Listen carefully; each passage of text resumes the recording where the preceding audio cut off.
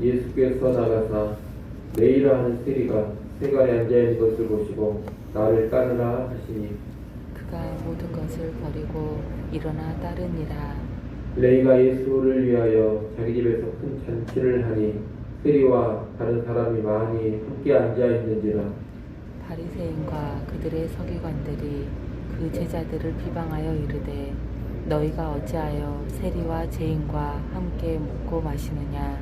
예수께서 대답하여 이르시되 건강한 자에게는 의사가 쓸데없고 병든 자에게라야 쓸데있나니 내가 의인을 부르러 온 것이 아니요 죄인을 불러 회개시키러 왔노라.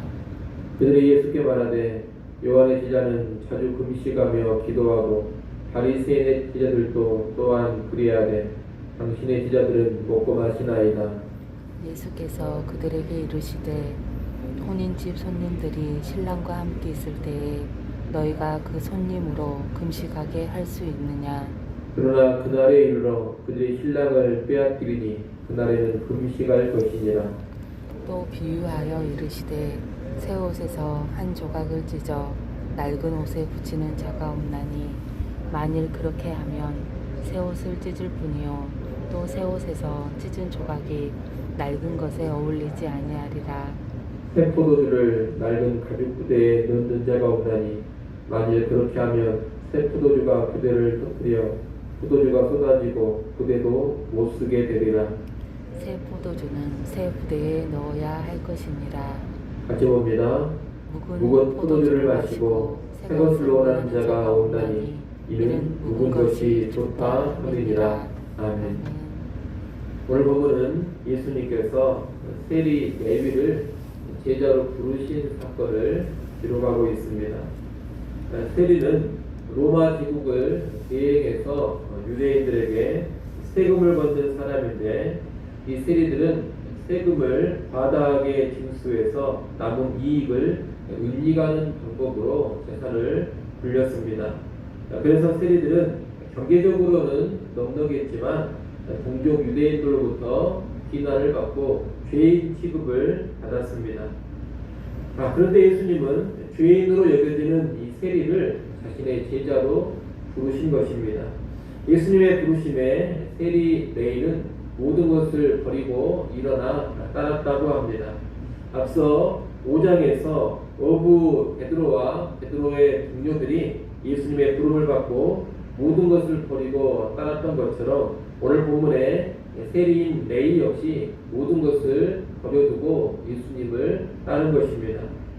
레위가 모든 것을 버렸다는 것은 경제적으로 여유롭게 살 수 있는 직업을 포기한 것뿐만이 아니라 그동안 부정하게 모은 재물 그리고 동족에게 심한 욕을 먹으면서까지 돈을 모았던 마음속의 탐욕까지 다 버린 것입니다. 이렇게 예수님의 제자가 되어서 예수님을 따르는 삶은 모든 것을 버리는 것을 전제합니다. 그 어떤 것에도 얽매이지 않고 그 어떤 것에 종도되지 않고 예수님만을 주인으로 모시고 예수님만을 섬기고 따르겠다 이런 결단이 제자로 살아가겠다는 결단인 것입니다. 오늘날 우리가 예수님을 믿고 따른다고 할 때에도 이런 태도가 있어야 합니다. 물론 오늘 우리가 반드시 외적으로 직업을 버리고 재산도 다 버리고 가족도 다 외적으로 버려야 될 필요는 없습니다. 하지만 우리 내면에는 분명히 어떤 결단이 있어야 하느냐.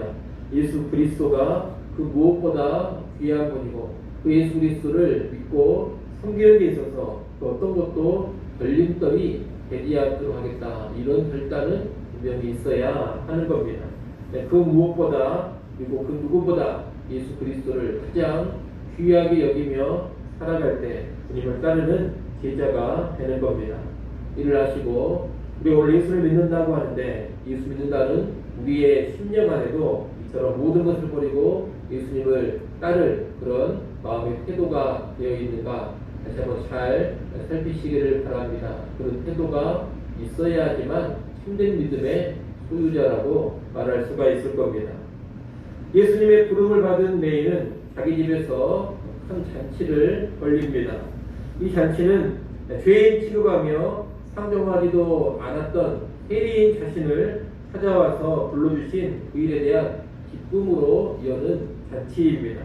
이 잔치 자리에는 당연히 레이의 친구들인 세리와 죄인 취급받는 사람들이 찾아왔습니다. 그리고 그 자리에 예수님과 예수님의 제자들도 함께 있습니다. 그런데 이 모습을 보고 서기관과 바리새인들이 두 가지 질문을 던집니다. 하나는 오늘 본문 30절에 나오는 것인데 왜 세리와 죄인들과 함께 먹고 마시느냐 하는 겁니다. 이 당시 바리새인들과 서기관들은 세리나 죄인들과 함께하지 않았습니다. 그들과 함께하면 자기들도 부정해진다고 생각했기 때문입니다.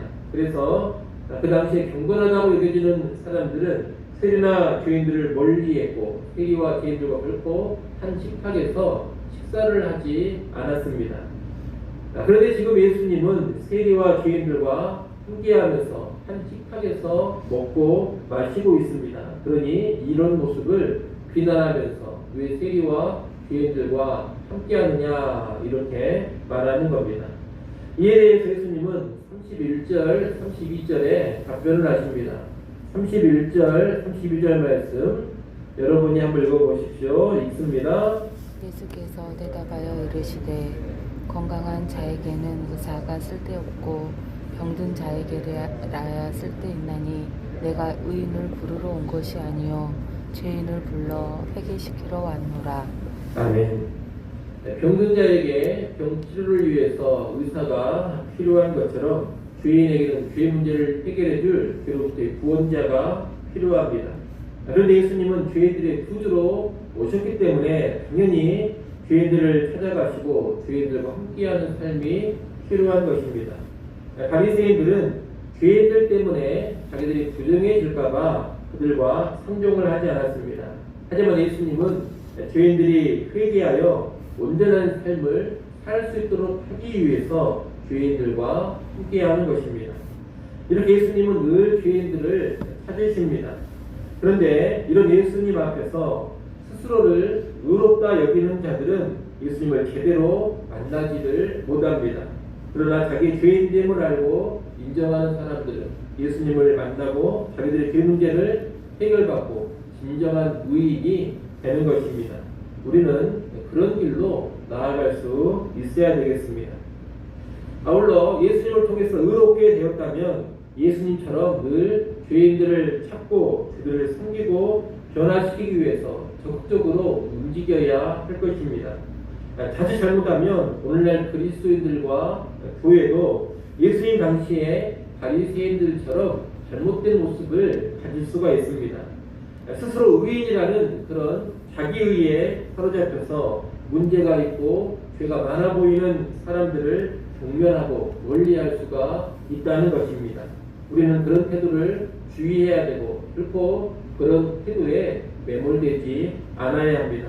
우리는 모든 사람들에게 예수 그리스도의 복음을 들고 찾아갈 수 있어야 합니다. 죄인들과 함께할 수 있어야 되고 교회를 찾아오는 죄인들을 환영할 줄 알아야 합니다. 그것이 죄인을 부르러 오신 예수 그리스도를 믿는다는 교회가 마땅히 보여야 될 모습인 것입니다. 그런 혹시라도 오늘 우리 교회 안에 또 여러분 안에 죄인을 경멸하는 태도, 죄인을 어떻게든 멀리하고 피하려고 하는 그런 태도가 있지는 않는가 잘 돌아보시기를 바랍니다. 그런 태도가 다시 잘못하면 바리새인과 같은 태도가 된다는 것을 아시고 그런 모습이 있다면 회개하고 죄인들을 향해서 활짝 열려있는 그런 심령, 그런 모습으로 살아갈 수 있기를 소원합니다. 바리새인들과 서기관들이 예수님께 던진 또 하나의 질문은 금식에 관한 것입니다.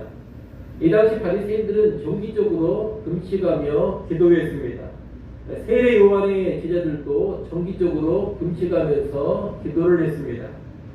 그들이 이렇게 금식한 것은 죄로 인해 유대 나라가 망하고 오랫동안 이방인의 압제를 받고 있는 상황에서 하나님의 구원을 간절히 바라며 원했기 때문입니다. 그런데 지금 예수님과 예수님의 제자들은 금식하기는커녕 오늘 본문에 나오는 것처럼 잔치자리에서 먹고 마시고 있으니 그것이 바람직하지 않다는 겁니다.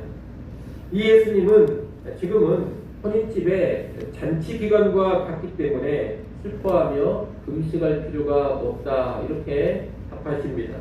혼인잔치에 신랑과 함께 있다면 먹고 마시며 즐거워해야지 슬퍼하며 금식할 필요는 없습니다. 그처럼 지금 죄로부터 구원자이신 메시아 예수님께서 오셨으니 그분과 함께 기뻐하며 먹고 마셔야 한다는 겁니다.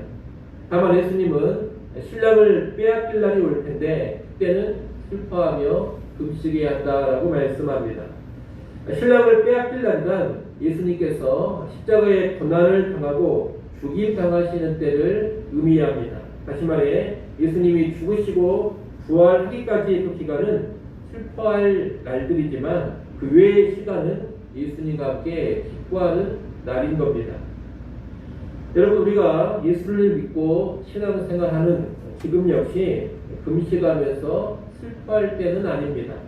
예수님을 통해서 구원이 성취되고 하나님 나라가 임하였습니다. 그리고 우리는 주와 함께 주의 백성으로, 하나님 나라 백성으로 살아가고 있습니다. 그러니 기뻐하며 즐거워하는 것이 마땅합니다. 한마디로 예수 믿는 우리 신자들의 신앙의 삶, 그리고 교회의 삶은 본질적으로 어떤 삶이냐? 기쁨의 삶이라는 겁니다. 금식의 삶이 아닙니다. 먹고 마시며 즐거워하는 삶입니다. 그래서 성령의 열매 중에 하나가 뭐냐? 성령의 열매 중에 하나가 희락, 기쁨입니다. 신자들을 향해서도 성경은 늘 뭐라고 말하느냐? 기뻐하라, 그렇게 말하고 있습니다. 왜 성령의 열매 중에 하나가 희락이고 왜 성경은 우리를 향해서 기뻐하라고 말하느냐? 구원을 이루신 예수 그리스도와 함께하는 것이 신앙이고 그것이 신자의 삶이기 때문입니다. 여러분, 신앙생활 하면서 기쁨이 충만하십니까? 물론 부분 한식과 애통이 있기는 합니다. 슬픔이 있기도 합니다. 때로는 금식의 기도도 있을 수가 있습니다. 하지만 예수 믿는 신앙의 삶은 본질적으로 희락의 삶, 기쁨의 삶이라는 것을 결코 망각해서는 안 되겠습니다. 우리는 지금 신랑 되신 예수 그리스도와 함께하고 있습니다. 앞으로 재림의 날 신랑 되신 예수 그리스도와 완전한 연합을 이루게 될 것입니다. 공식적인 결혼이 확정된 가운데 최고의 신랑과 함께하고 있는 신부처럼 기쁘고 즐거운 삶이 신자의 삶입니다. 이를 아시고 여러분의 신앙의 삶 하루하루가 기쁨 충만하기를 소원합니다. 오늘 하루를 살아갈 때도 최고의 신랑과 결혼하는 신부와 같은 그런 기쁨으로 살아갈 수 있기를 소원합니다. 예수님은 금식에 관한 바리새인들의 질문에 이렇게 답하면서 결론적으로 36절부터 39절에 말씀을 하십니다. 이 부분의 말씀을 한마디로 하면 새 포도주는 새 부대에 넣어야 한다는 것입니다. 이제 예수님으로 인해 도래된 새 시대, 복음의 시대는 예전에 유대인의 규례나 규칙으로 담을 수가 없는 겁니다. 유대교의 정결법이라든가 외형적인 율법 순수, 유대인과 이방인의 외적인 구분, 각종 절기나 할례, 그리고 이런 금식법, 이런 것들은 다 복음의 생명력을 억압하는 것들입니다. 새로운 시대에는 새로운 마음과 아울러서 새로운 삶의 방식, 신앙의 방식이 필요합니다. 구약의 율법에서 자유하고 유대교의 옛 형식과 제도를 뛰어넘을 수 있어야 합니다. 그래야지만 예수 그리스도의 복음이 손상되지 않고 제대로 능력을 발휘할 수가 있는 겁니다. 그래서 이제 예수님 이후에 초대교회 시대가 되면 교회는 할례나 안식일법이나 음식법, 정절법, 각종 구약 율법의 절기로부터 자유하게 됩니다. 유대인과 이방인을 구별하지도 않습니다. 새 복음의 시대에 걸맞게 새로운 삶의 방식을 추구하는 것입니다. 오늘날에도 새 포도주는 새 부대에 담아야 한다. 이 정신은 여전히 유효합니다. 예수님의 성취하신 복음의 시대를 살아가는 우리는 구약의 율법에 얽매일 필요가 없습니다. 구약의 율법에 얽매이는 것은 새 포도주인 복음을 낡은 부대에 담는 것과 똑같은 모습입니다. 그렇게 살아가면 복음의 생명력을 경험할 수 없는 겁니다. 그래서 구약율법에 얽매이지도 않아야 되고, 또 나아가서 교회의 오랜 과거의 전통이나 교회의 오랜 규례에도 와 깃들려 있을 필요가 없습니다. 교회는 복음을 위해서 필요하다면 오래된 전통도 바꿀 수 있어야 되고, 복음의 생명력을 위해서라면 오랫동안 고수해왔던 규례도 변경시킬 줄 알아야 하는 겁니다. 사람들은 기본적으로 늘 내 것에 집착하는 습성이 있습니다. 39절에 있는 예수님의 말씀처럼 묵은 포도주를 마시고 새 것을 원하는 자가 없다는 것입니다. 늘 옛날 것을 더 좋아하고 오랫동안 익숙하게 행하여 왔던 전통과 옛 규례에 훨씬 더 익숙합니다. 그리고 그런 것을 좋아합니다. 예배만 예를 들더라도 옛부터 똑같이 행하여 왔던 예배 형식을 좋아하지, 예배 형식과 예배 스타일을 바꾸면 별로 좋아하지 않는 것과 같습니다. 그래서 뭔가 늘 새로운 방식으로 살아가고 새로운 형식으로 나가면 기본적으로 거부화되는 습성이 있는 겁니다. 근데 이런 습성이 복음과는 어울리지 않는다는 겁니다. 복음의 생명력을 위해서라면, 복음의 능력을 효과적으로 발휘하기 위해서라면 새로운 형식이 많이 필요합니다. 새로운 방식도 필요합니다.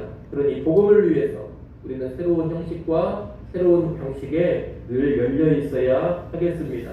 교회 예배 형식이라든가 교육의 방식이라든가 교회를 운영하는 일이라든가 교회 여러 가지 프로그램 등에 있어서 여러분들 열려 있기를 바랍니다. 그러지 않고 과거의 방식과 전통과 관습에만 매여 있으면 복음의 생명력을 억눌러 버리게 될 겁니다. 새 포도주는 새 무대에 넣어야 한다. 예수의 말씀을 늘 기억하시면서 오늘날 복음의 능력을 훨씬 더 능력 있게, 복음의 능력을 훨씬 더 강하게 보여줄 수 있는 그런 삶, 열려있는 삶으로 우리 모두가 나아갈 수 있기를 간절히 소원합니다. 기도하겠습니다.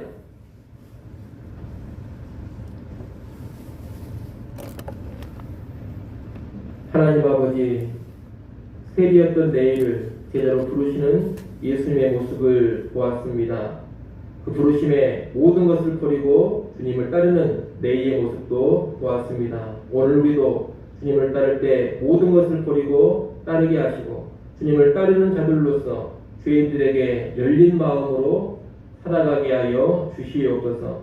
죄인들과 함께하는 것을 부담스럽게 여기지 않게 하시고 복음을 가장 필요로 하는 자들이 죄인들이라는 것을 알고서 죄인들에게 다가가서 그들에게 복음 전하며 섬기는 삶에 진전이 있게 하여 주시옵소서. 또한 복음을 위해 새 포도주는 새 부대에 담는 모습으로 사역에 갈 수 있기를 간절히 원합니다.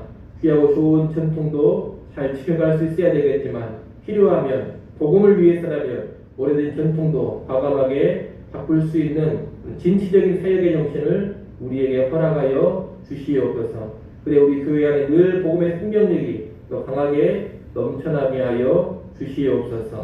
하나님, 시간도 기도하는 자리로 다시금 나와왔습니다. 새벽 시간, 새벽에도 오시는 하나님의 은혜를 체험하게 하여 주시옵소서. 오늘 하루를 살아갈 때에도 주의 은혜를 의지하게 하시고 성령으로 충만하게 하시며 살아계신 하나님과 긴밀히 동행케 하여 주옵소서. 예수님의 이름으로 기도드리옵나이다. 아멘.